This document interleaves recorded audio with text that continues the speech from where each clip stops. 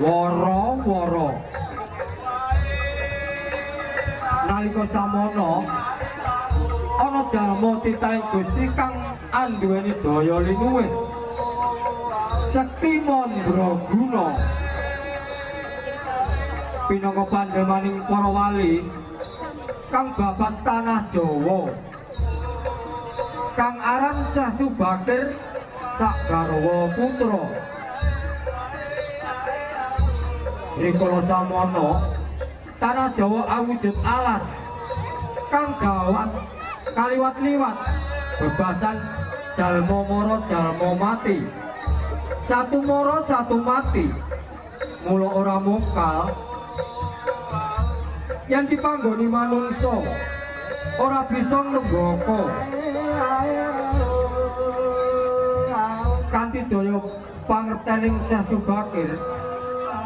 Tanah Jawa ora kuwawa dipanggoni manungsa lamun ora diwenehi manungsa saka suku Keling. Nalika samono tanah Jawa wis bisa babar pinangkar nganti dumadining kraton Tambas Keling kang prajurite awujud rasiksa.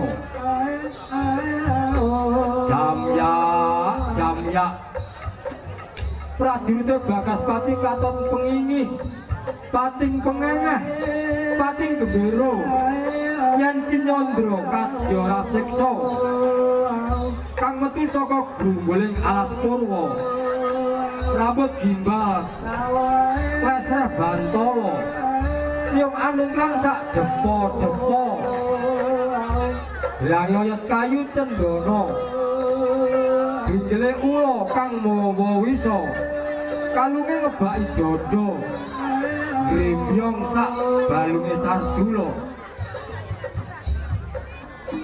Mulayan sinawang ireng regemeng kaya buta kang baris ing wayah gagah prahina.